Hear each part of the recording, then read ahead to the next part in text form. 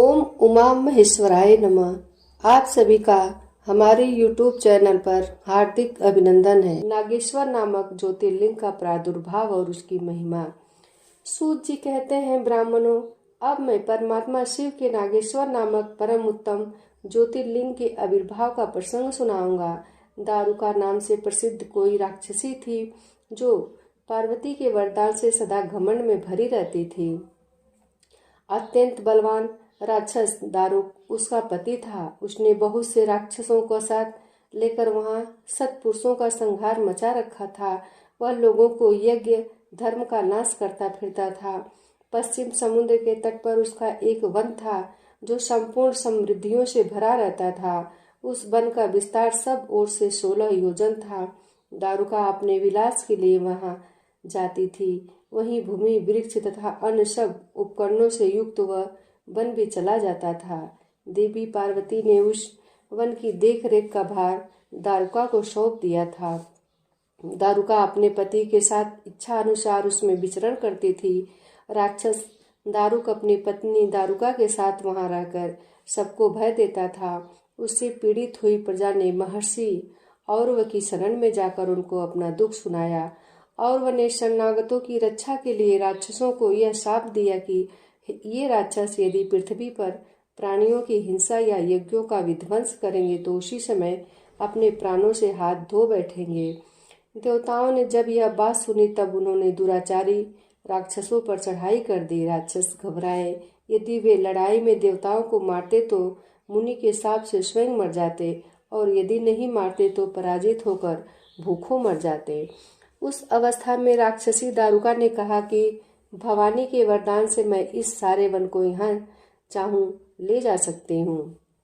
यूं कहकर वह समस्त वन को ज्यों का त्यों ले जाकर समुद्र में जा बसी।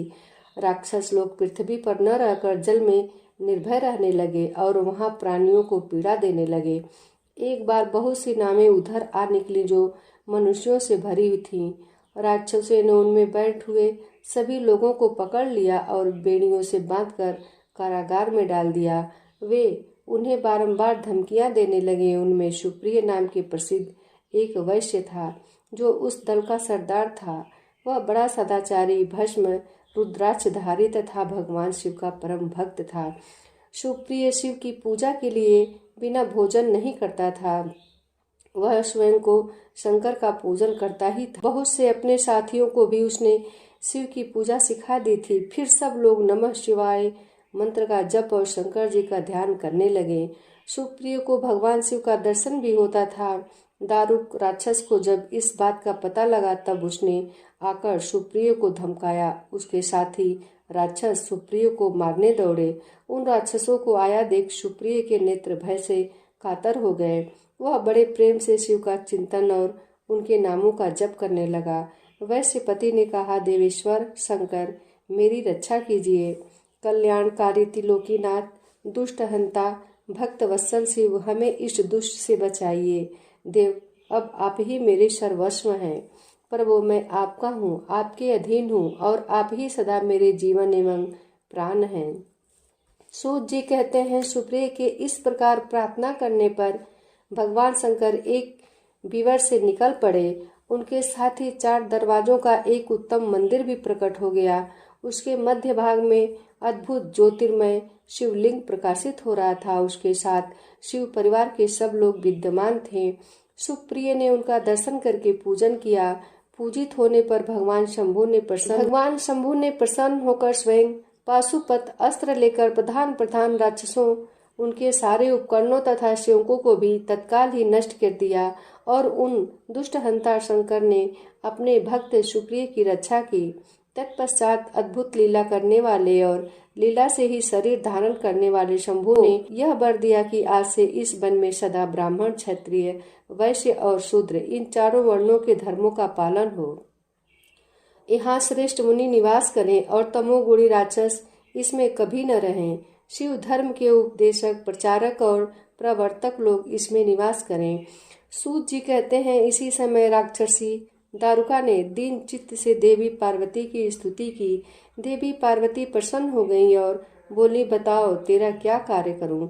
उसने कहा, मेरे वंश की रक्षा कीजिए। देवी बोली, मैं सच कहती हूँ, तेरे कुल की रक्षा करूंगी। ऐसा कहकर देवी भगवान शिव से बोली, नाथ, आपकी यह बात युग के अंत में सच्ची होगी, तब तक तामसी सृष्टि भी रहे, ऐसा मेरा विचार है। मैं भी आपकी ही हूँ और आपके ही आश्रय में रहती हूँ, अतः मेरी बात को भी प्रमाणित कीजिए। यह राक्षसी दारुका देवी है, मेरी ही शक्ति है और राक्षसियों में बलिष्ठ है, अतः यही राक्षसों के राज्य का शासन करे। ये राक्षस पत्नियां जिन पुत्रों को पैदा करेंगी, वे सब मिलकर इस वन में निवास करें, ऐसी मेरी इच्छा है। शिव बोले, प्रिय, यदि तुम ऐसी बात कहती हो तो मेरा यह वचन सुनो। मैं भक्तों का पालन करने के लिए प्रसन्नता पूर्वक इस वन में रहूंगा। जो पुरुष वहाँ वन धर्म के पालन में तत्पर हो, प्रेम पूर्वक मेरा दर्शन करेगा, वह चक्रवर्ती राजा होगा। कलयुग के अंत और सतयुग के आरंभ में महासेन का पुत्र वीरसेन राजाओं का भी राजा होगा। वह मेरा भक्त और अत्यंत पराक्रमी होगा और यहाँ आकर मेरा दर्शन करेगा। दर्शन करते ही वह चक्रवर्ती सम्राट हो जाएगा। सूत जी कहते हैं, ब्राह्मणों, इस प्रकार बड़ी बड़ी लीलाएं करने वाले वे दंपति परस्पर हर्ष युक्त वार्तालाप करके स्वयं वहां स्थित हो गए। ज्योतिर्लिंग स्वरूप महादेव जी वहां नागेश्वर कहलाए और शिवा देवी नागेश्वरी के नाम से विख्यात हुई।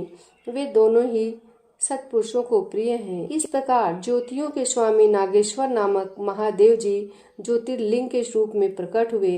वे तीनों लोगों की संपूर्ण कामनाओं को सदा पूर्ण करने वाले हैं। जो प्रतिदिन आदर पूर्वक नागेश्वर के प्रादुर्भाव का यह प्रसंग सुनता है, वह बुद्धिमान मानव महापातकों का नाश करने वाले संपूर्ण मनोरथों को प्राप्त कर लेता है। दोस्तों, कथा कैसी लगी? अगर अच्छी लगी हो तो एक लाइक अवश्य करें। चैनल पे नए हैं तो सब्सक्राइब अवश्य करें। मिलते हैं अगली कथा में, तब तक के लिए धन्यवाद।